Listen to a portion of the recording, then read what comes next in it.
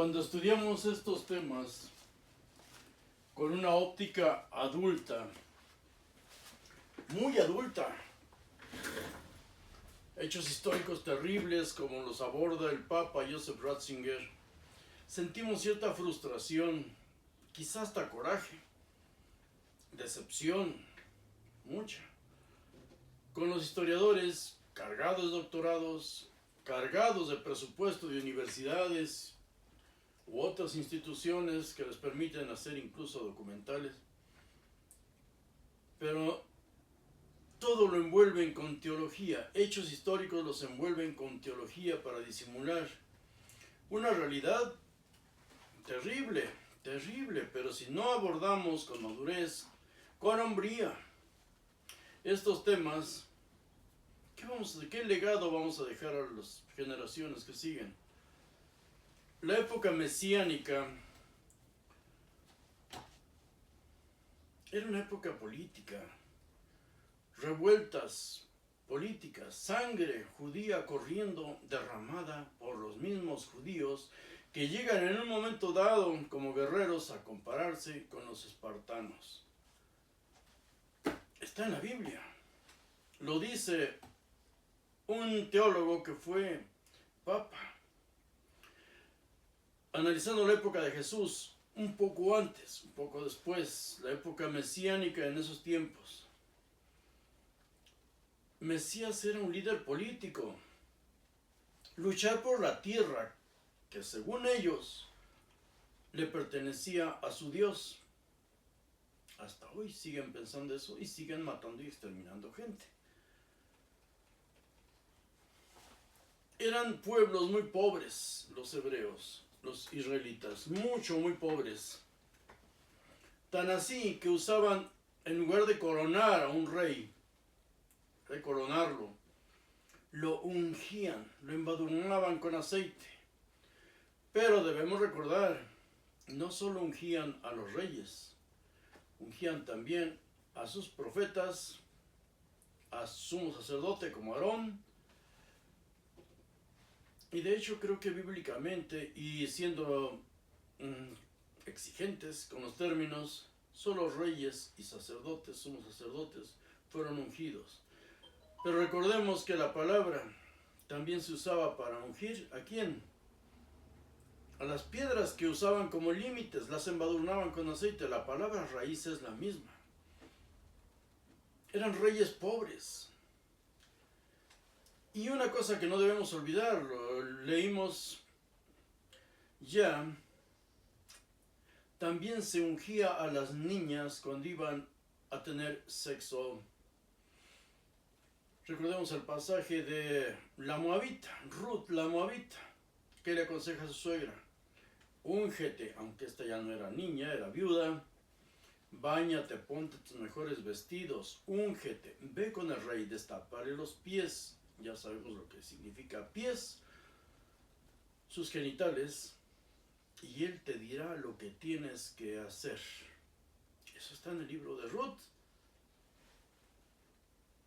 Ungir a sus reyes. Eran pueblos pobres, pero que nos lo diga el Papa Benedicto XVI, Joseph Ratzinger, porque sus estudios son de verdad profundos. Introducción al cristianismo.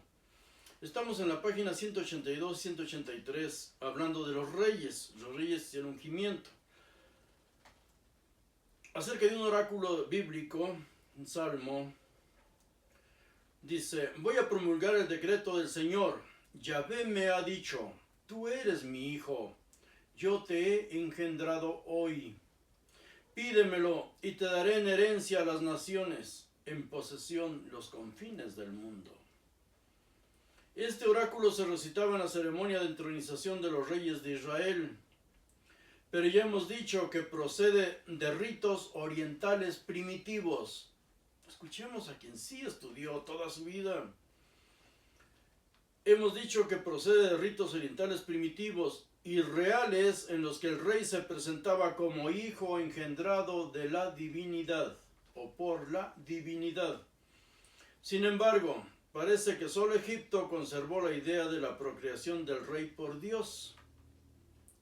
pues concebía al rey como un ser engendrado por Dios, mientras que en Babilonia se había desmitologizado ya ese mismo ritual y se consideraba al rey hijo de Dios, pero no en el sentido de procreación, sino de derecho, para tener legalmente el mismo reconocimiento del pueblo como si fuera un ser divino.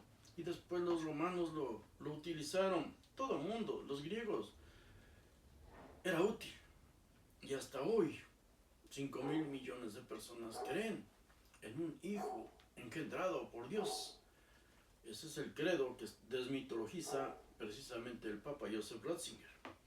Ahora dice aquí, cuando la corte de David asumió la fórmula, aprendió de ellos, desapareció por completo su sentido mitológico. La idea de que el rey era engendrado físicamente por Dios fue sustituida por la idea de que el rey era aquí y ahora hijo de Dios. Es decir, el acto de procreación se entendió como acto de elección por parte de Dios. El rey es hijo, pero no porque Dios lo haya engendrado, sino porque lo ha elegido. No se alude a un acontecimiento físico, sino al poder de la voluntad divina que crea a un nuevo ser. La teología de la elección del pueblo se concentra en la filiación. Textos tan antiguos como Éxodo 4:22 dicen que Israel es el primogénito de Dios, su hijo amado. Cuando en la época real se aplican estos textos al caudillo del pueblo, se quiere significar que la vocación de Israel se condensa en el sucesor de David. Él es el representante de Israel, el que reúne en sí el misterio de la promesa, de la vocación y del amor de Israel. Ojo con lo que sigue. Misma página 182. Además, teniendo presente la situación real de Israel, no debemos salirnos de ese contorno, de esa época, de ese entorno. La aplicación que hace el Salmo del ritual oriental al rey de Israel podría parecer una burla tremenda. Era lógico que al faraón o al rey de Babilonia se les gritase en su coronación: te daré en herencia las naciones, en posesión los confines de la tierra. Los machacarás con cetro de hierro, los quebrarás como vasija de alfarero. Pero lo que parecía lógico respecto a los reyes de Babilonia o de Egipto, aplicado al mísero caudillo, aplicado al rey coronado en el monte de Sión, era pura ironía, ya que los reyes de la tierra no le tenían ningún miedo. Era él quien temblaba ante ellos. Hablar del dominio del mundo en referencia al mísero caudillo de las 12 tribus podría parecer irrisorio, como ya hemos dicho. Es decir, que el manto tomado del ritual oriental al que pertenece el Salmo le venía demasiado grande al rey de Sión.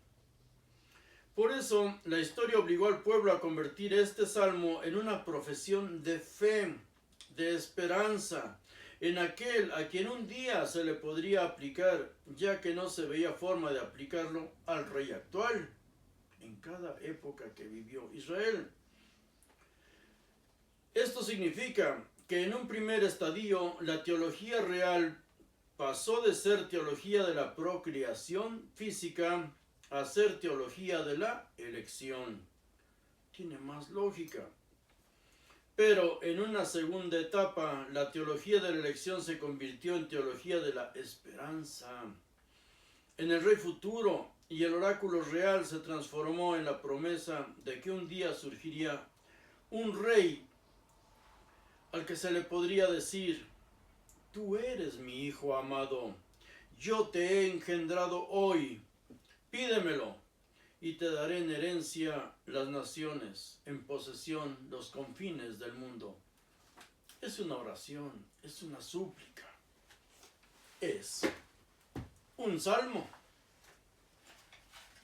Por eso digo, ungir. Era un pueblo demasiado pobre, con aceite, porque no tenían oro, no tenían riqueza. Ahora, cuando el pueblo judío perdió su templo, sus ciudades y su tierra, por seguir precisamente a sus mesías, a la guerra, cambió su idea mesiánica, la era mesiánica. Ahora estamos hablando de una era mesiánica, no de un mesías en sí. Y podemos ver al doctor Adolfo Reutemann y a otros muchos, Mario Sabán, se basan en el libro de Isaías. Isaías 35, del 5 al 6. Un oráculo que dice: entonces los ciegos verán y los sordos oirán. Cuando sea esta era mesiánica. Una era de paz y armonía, de salud para todos, para todos, cuando llegue el Mesías. Y desde luego no debe haber desastres naturales, porque los desastres naturales son los que más han lastimado a la humanidad en todas sus etapas. Y es lo único que no podemos negar y que estamos viviendo y lo vamos a volver a vivir. El problema aquí, en una era mesiánica, no es el lugar, porque cada grupo, cada secta cree que va a ocurrir este evento, se va a notar en su entorno inmediato. Judíos ortodoxos, jasídicos, sefardíes, askenazíes, cada grupo tiene un lugar diferente de reunirse y desde luego tienen un líder. Y creen que ahí se va a manifestar antes que en ningún otro lugar la era mesiánica. Será, por cierto, después notado universalmente. Una paz mundial. Hay guerras, entonces no estamos en la época mesiánica, entonces no ha venido el Mesías. Según la perspectiva judía. Ellos lo inventaron. El cristianismo hoy, el Mesías, para el cristianismo, el Mesías ya vino. Pero vino solo a avisar que pronto iba a regresar para juzgar a la humanidad.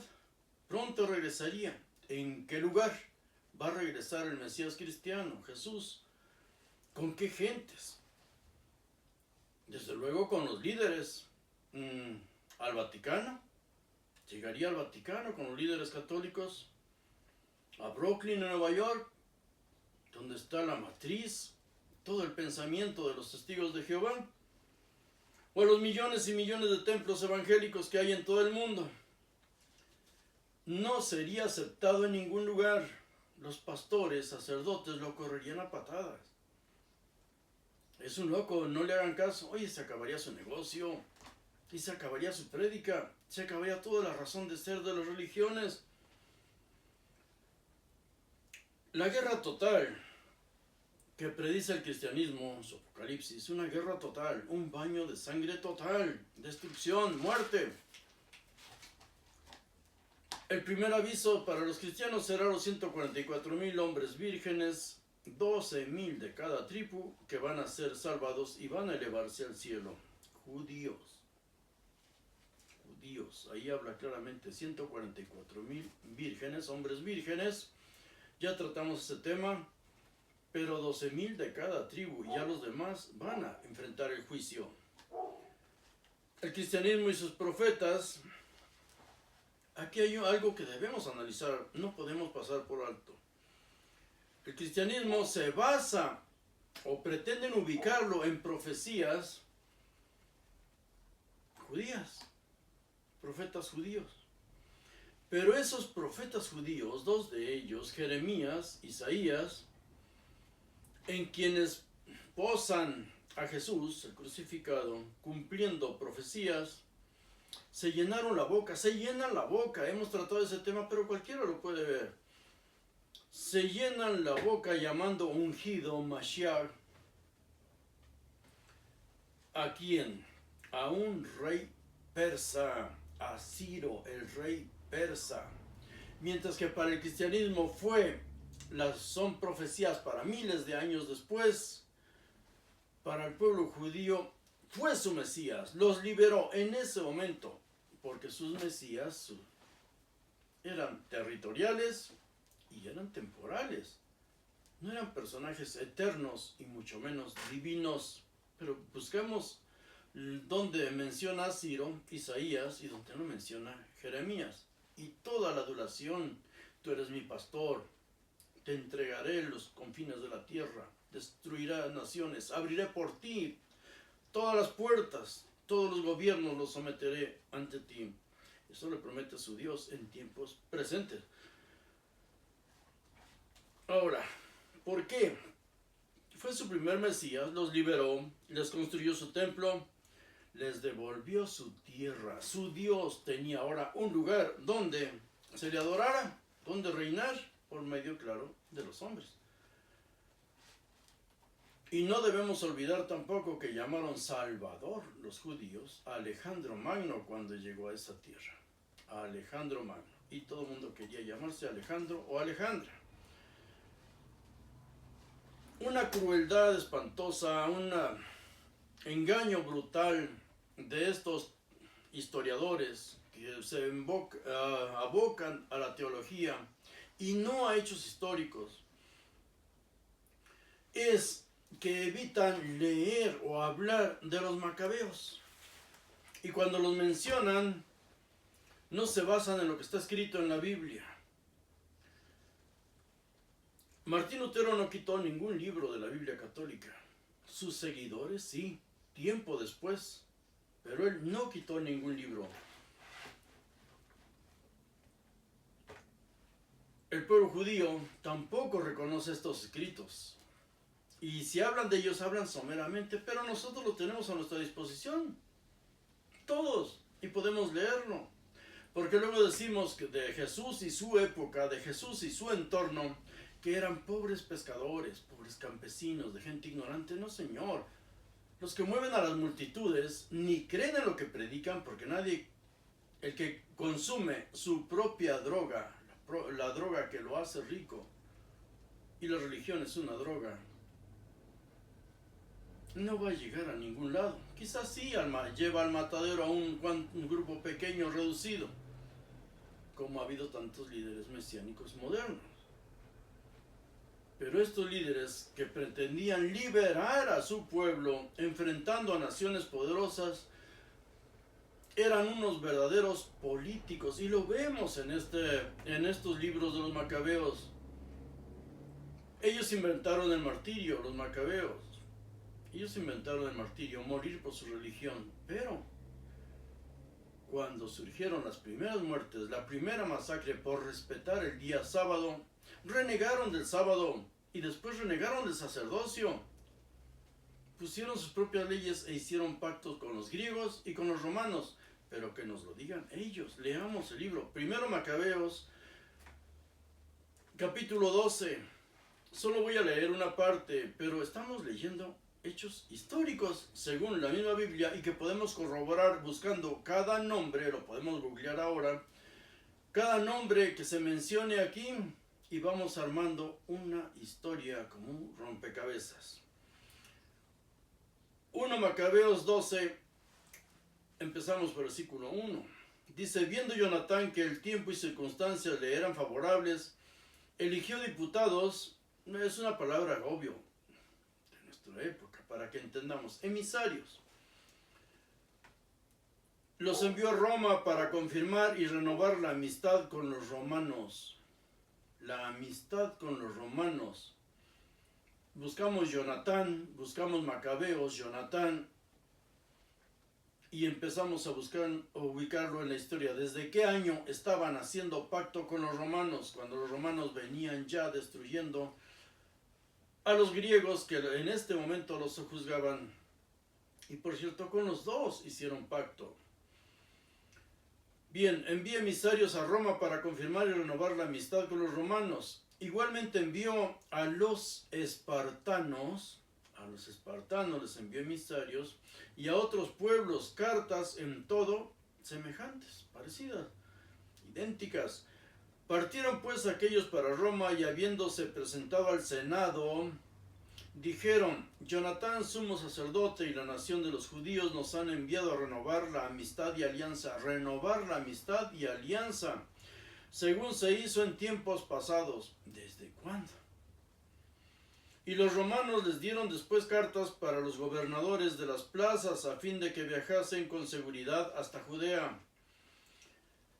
El tenor de la carta que Jonatán escribió a los lacedemonios, dice aquí, espartanos, es el siguiente: Jonatán, sumo sacerdote, y los ancianos de la nación, los sacerdotes y todo el pueblo de los judíos, a los espartanos, sus hermanos, salud. Ya hace tiempo que Ario, su rey, escribió una carta a Onías, sumo sacerdote, en la cual se leía que ustedes son nuestros hermanos, como se ve por la copia que más abajo se pone.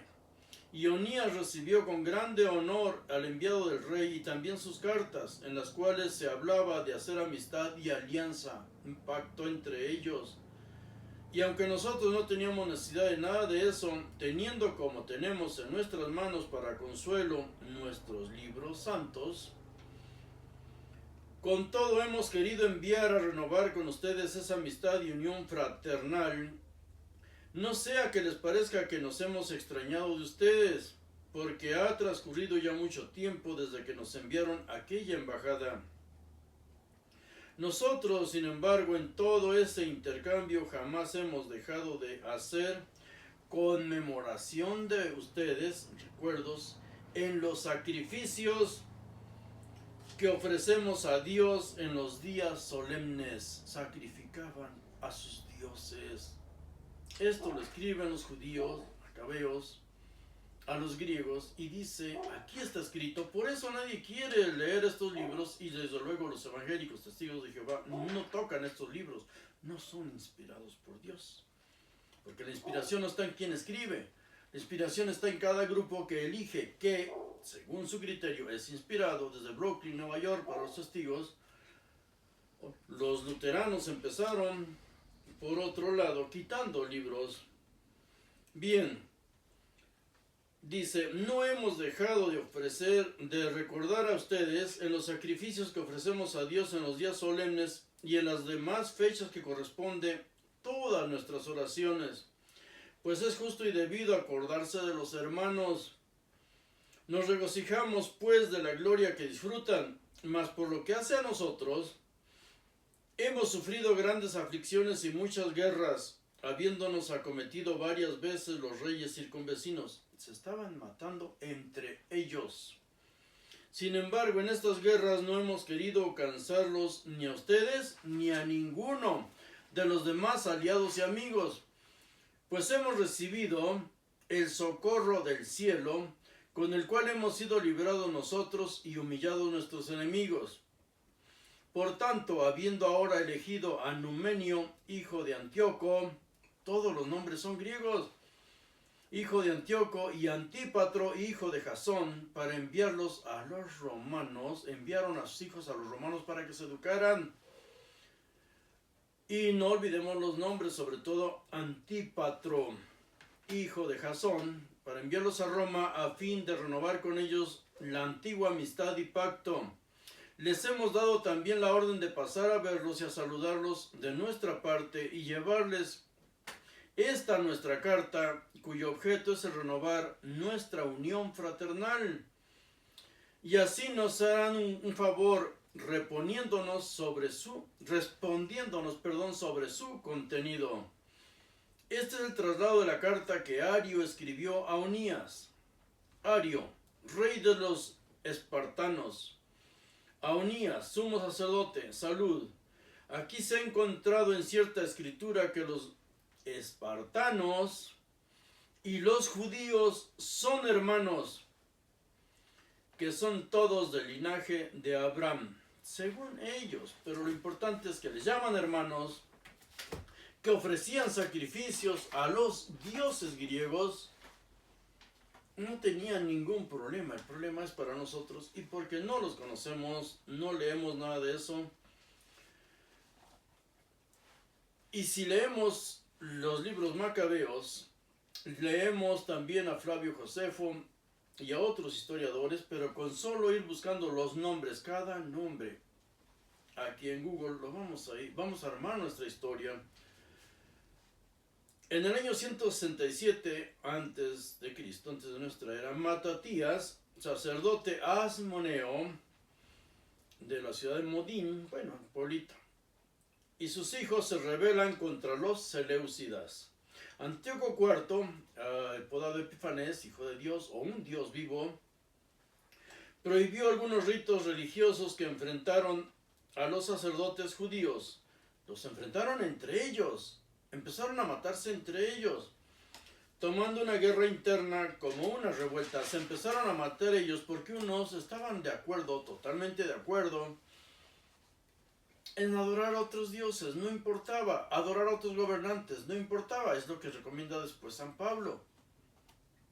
Eso es lo que recomienda San Pablo, y por eso el cristianismo ha triunfado, y seguirá triunfando, es la mejor religión para todo el gobierno.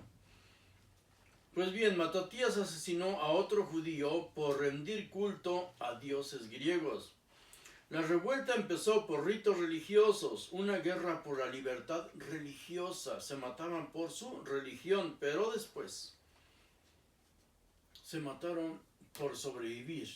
Y por último acabaron matándose por la tierra. Los hijos de Matatías, en operaciones de guerra de guerrilla, conquistaron ciudades. Ya tenían tierra que defender. Y ahora buscaban, y eso vemos en los pactos, libertad política. Pactaron con griegos y romanos y compartieron tierras, hijos y dioses, desde luego, los cultos. No olvidemos, Antíoco IV se consideraba un dios vivo.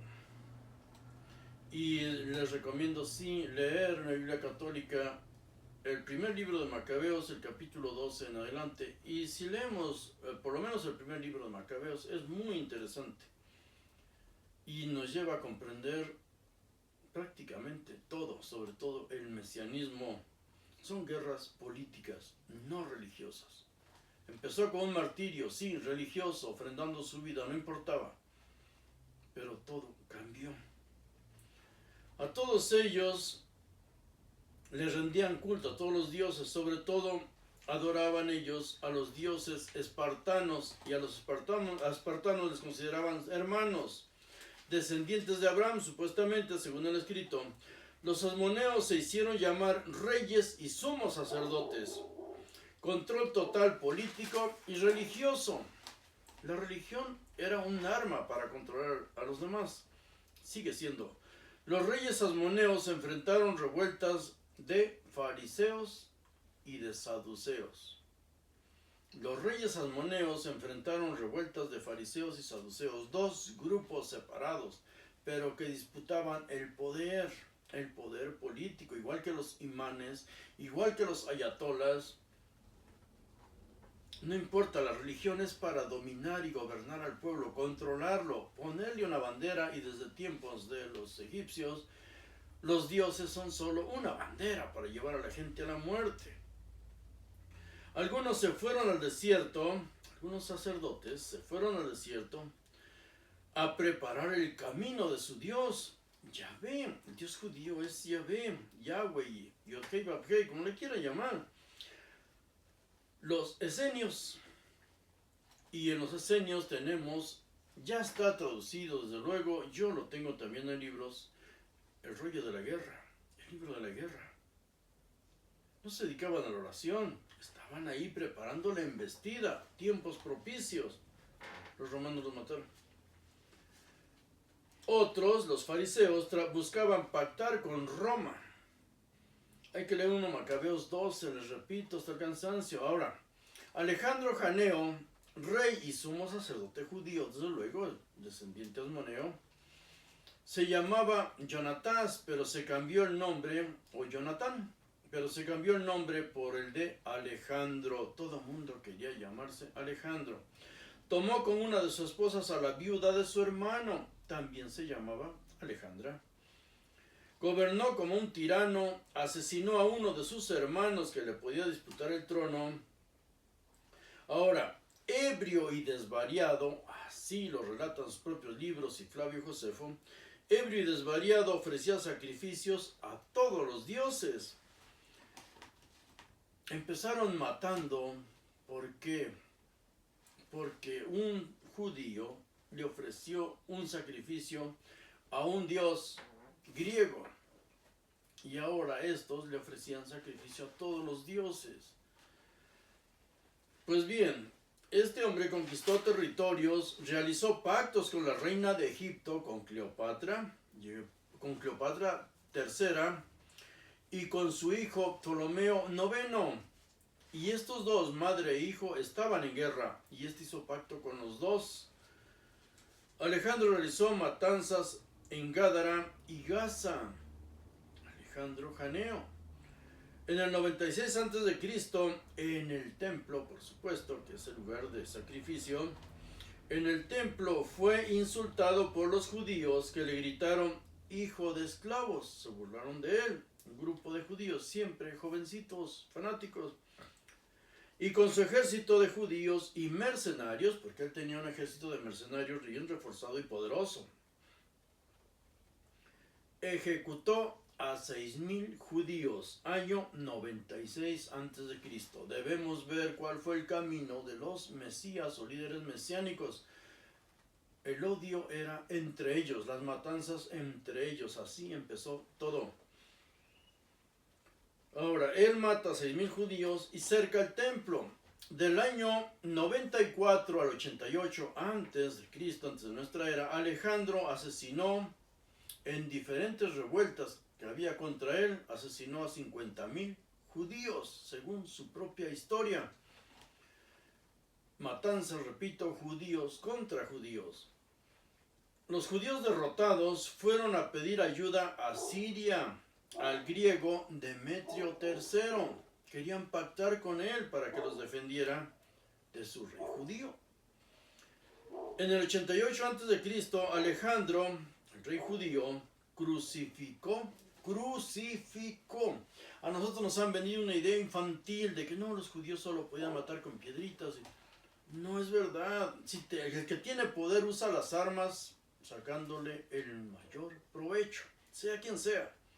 La religión, sus dioses son un cuento. Nadie que de verdad crea en algo místico, en algo espiritual, va a tomar un arma para matar a un semejante. No lo hará. Repito, en el 88 a.C., Alejandro, el rey judío, crucificó a 800 judíos, fariseos, por cierto, fariseos. Los fariseos no eran celosos de la ley de Dios. Peleaban por la tierra, se mataban por la tierra. El que no tenía espada, a pedradas, con flechas, a escupitajos, como todavía lo hacen los ortodoxos en el Muro de los Lamentos. Pero antes de matar, de crucificar a estos 800 judíos, degolló a sus mujeres y a sus hijos frente a ellos. A cada uno le formó a su esposa, haciéndoles creer que los iba a perdonar o los podía perdonar. Y degolló a las familias, ordenó que degollaran a las familias delante de ellos. El pasaje, cuando lo leemos en el libro de Flavio Josefo, es realmente espantoso. En 2018, los arqueólogos encontraron una fosa común con niños y mujeres. Y hubo 20 cuerpos, encontraron 20 cuerpos con las vértebras cervicales cortadas por una espada, y se presume que data de esas épocas. Esto lo podemos ver, todo este relato lo podemos leer y está en PDF en Flavio Josefo, Antigüedades Judías, el libro 13. Lo podemos incluso escuchar en audiolibro, paso a paso. Alejandro Janeo murió en el año 76 a.C. y sube al poder su esposa, bueno, una de sus esposas, ya sabemos, Alejandra, Salomé Alejandra, su nombre completo. Ella gobernó del año 76 al 67 a.C., por supuesto. Ahora, ella puso como sumo sacerdote a su hijo Hircano II. Ella lo designó sumo sacerdote. No tenían que estudiar ni saber absolutamente nada los sumos sacerdotes, solo eran carniceros. Ahora lo puso de sumo sacerdote por incompetente, y por incompetente ninguno de sus hijos, 2, heredó el reino. Su mismo esposo, antes de morir, le aconsejó al reina Alejandra que no le diera el poder a sus hijos, que ella gobernara. Bien, indolente e incompetente, que es flojo y tonto. Alejandro dejó el reino a su mujer Alejandra, repito, de sus esposas. Alejandra reforzó su ejército con mercenarios, favoreció a los fariseos sobre los saduceos y otros grupos, y sobre todo sobre sus hijos. Los fariseos le pidieron asesinar a quienes crucificaron a 800 de ellos en el reino de su esposo. Ellos mismos, por su cuenta, empezaron a degollarlos uno por uno. La sica, el cuchillo curvo, empezaron a usarlo ellos, los fariseos. En el reinado de Salomé Alejandra, Judea fue En el reino de Salomé Alejandra, Judea fue invadida por el rey de Armenia, el rey Tigranes. Se presume que con 300,000 hombres, un ejército enorme, el rey armenio. Sabemos dónde se encontraba. Turquía, que hoy es Turquía. Quería tomar ese territorio porque iba rumbo a Egipto, pero la salvó Roma. Roma invadió Armenia y este ejército tuvo que regresarse. Por cierto, fue el general Lúculo. Debemos buscar estos nombres, repito, y vamos armando nuestra historia. A su muerte se desató una guerra, a la muerte de Alejandra, Salomé Alejandra, se desató una guerra. Sus 2 hijos y la secta de los fariseos, los tres grupos en pugna, disputándose el poder, acudieron a Roma, pidieron ayuda a Roma. Pero un grupo, el de Hircano II, se proclamó rey y sumo sacerdote y fue apoyado por los fariseos, que habían tomado mucha fuerza con Salomé. Aristóbulo II fue apoyado por los saduceos, la división de estos grupos que de religiosos no tenían absolutamente nada. En el mismo libro de Flavio Josefo dice que sectas eran en realidad un pensamiento diferente, pero un pensamiento, una idea política. Buscaban el gobierno de la tierra, no el del cielo. No creían en eso. Bien, Aristóbulo II fue apoyado por los saduceos y también se designó como un rey. No respetaron a Roma ni esperaron que Roma decidiera. Los sacerdotes eran hombres de guerra, gobernantes locales. Servir a Dios es matar a los infieles, matar a los opositores. Esos son los sacerdotes. Y si no, busquemos Números 25:13. ¿Por qué se le dio el sacerdocio eterno a Pinjas? Porque atravesó con su lanza a un israelita y a una madianita. Los atravesó con su lanza por sus genitales. O sea, el celo del sacerdocio, el celo de Pinjas, sí, el celo lo demostró atravesando los cuerpos de estas personas por sus genitales. Números 25:8 de los testigos de Jehová sí lo traduce tal como está escrito. Los atravesó por sus genitales. Por cierto, este hecho salvaje, espantoso, también lo realizó Carlos V en 1527, cuando invadió Roma. A todas las mujeres que estaban en claustros, en conventos, las sacaron de ahí y desde luego, después de violarlas, las atravesaron con sus lanzas del ejército de Carlos V cuando invade Roma, 1527. Y no debemos olvidar, los profetas eran asesinos, los sacerdotes asesinos, los reyes asesinos, los fariseos asesinos, los celotas asesinos, los sicarios asesinos. todos ellos trabajando para este mismo Dios, o esa idea, ese concepto que tenían, que tienen de su Dios. La primera guerra de Judea contra Roma no fue cuando perdieron su templo, fue 120 años antes, en el año 63 antes de Cristo. Judea se enfrenta a Roma, repito, los grupos que fueron a pedir el apoyo de Roma, al último no tuvieron la paciencia. ¿Por qué? Porque quien venía al mando del ejército romano, Pompeyo, tenía que consultar al Senado antes de dividir territorios o tomar territorios nuevos. El enemigo de Roma jamás fue este pequeño pueblito. El enemigo de Roma eran los partos, y era un imperio gigantesco, poderoso. Meterse ahí conllevaba un peligro enorme.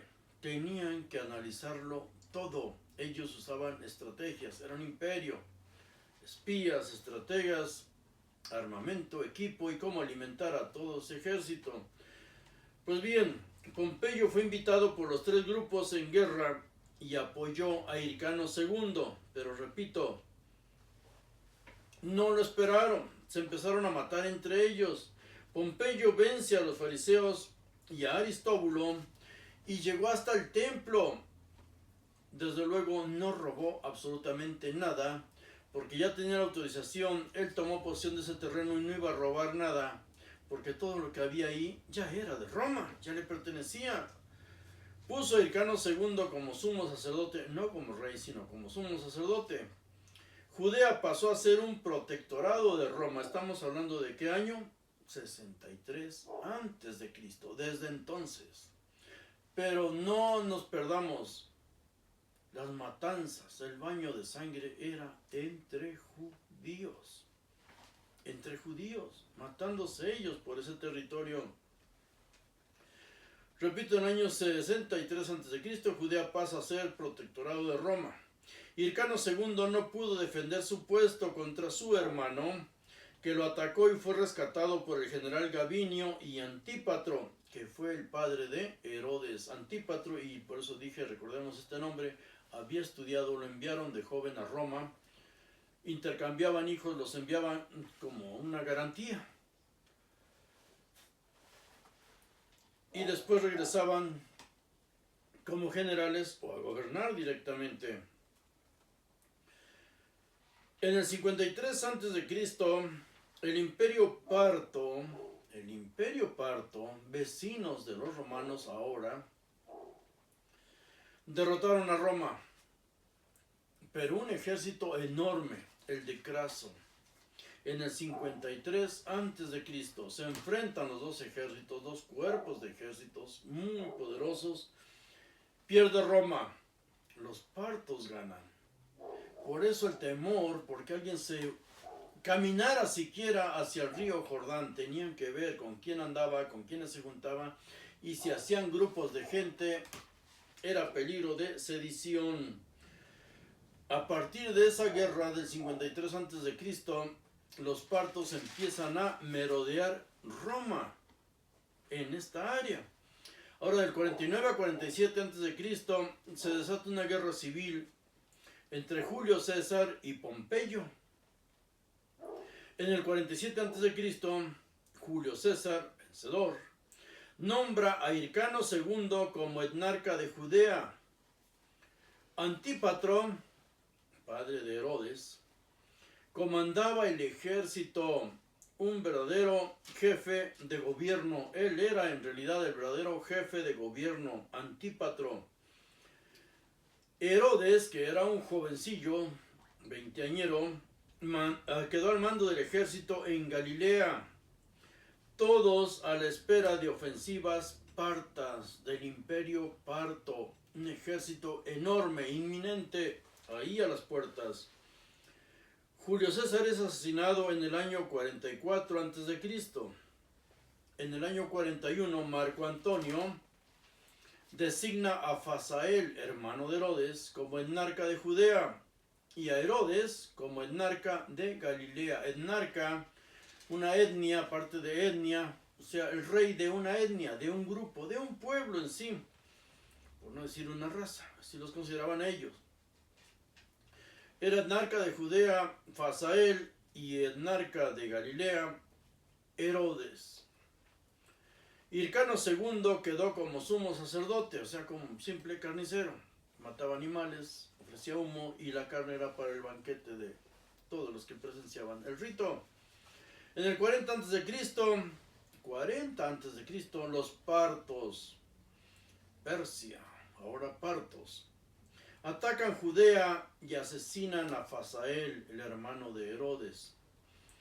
Le cortaron las orejas a Hircano II. No lo mataron, pero le cortaron las orejas, le dieron la muerte civil para que no pudiera volver a ejercer jamás el sumo sacerdocio. Fueron los partos los que hicieron esto. Fueron los partos los que invadieron un territorio romano. Judea era de Roma. Los partos designaron a Antígono Matatías como rey y sumo sacerdote. O sea, un sacerdote para que gobernara, no para que ofreciera solo sacrificios.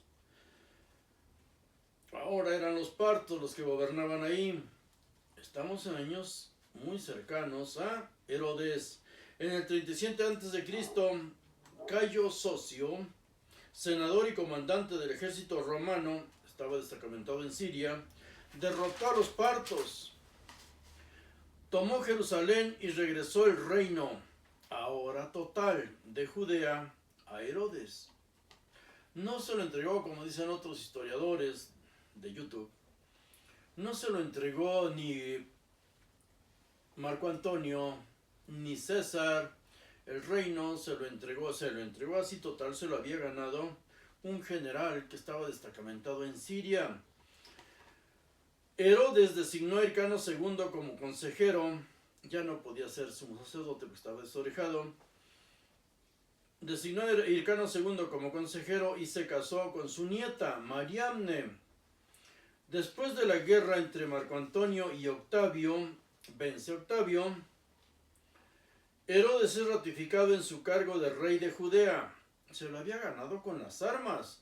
No fue designado como un favor, repito. Se lo había ganado con las armas. Un muchacho desde jovencito luchando por Roma.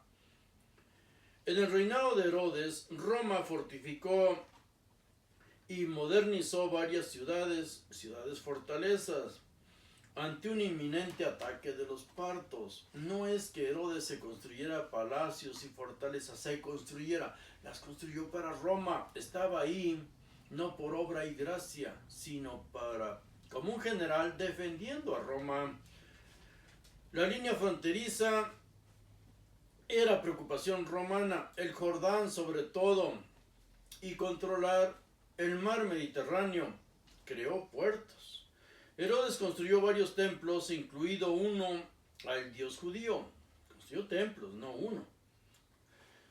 Al dios judío también le construyó un templo en Jerusalén, a pesar de que ya existía otro en la misma ciudad. Hoy ese sí ha sido descubierto. El templo de Tel Motza. Lo podemos buscar porque ya los arqueólogos lo encontraron, por cierto, cuando estaban construyendo una autopista. Está a solo 7 kilómetros de Jerusalén, caminando incluso un anciano como yo, en 2 horas llegas. Desde la mezquita de Al-Aqsa, llegas a Tel Motza, caminando 2 horas. Herodes había construido acueductos, baños, santuarios a diferentes dioses, llevó a cabo olimpiadas, construyó puertos, gimnasios y desde luego construyó templos.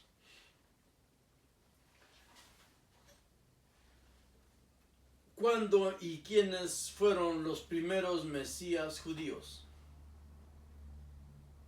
Ahora sí vamos con la lista de los mesías judíos, o llamados, autonombrados mesías judíos, mártires. Ya vimos, ya entendemos el porqué de toda esta revuelta y cómo empezó a correr sangre matándose judíos contra judíos. Ahora vamos con la lista.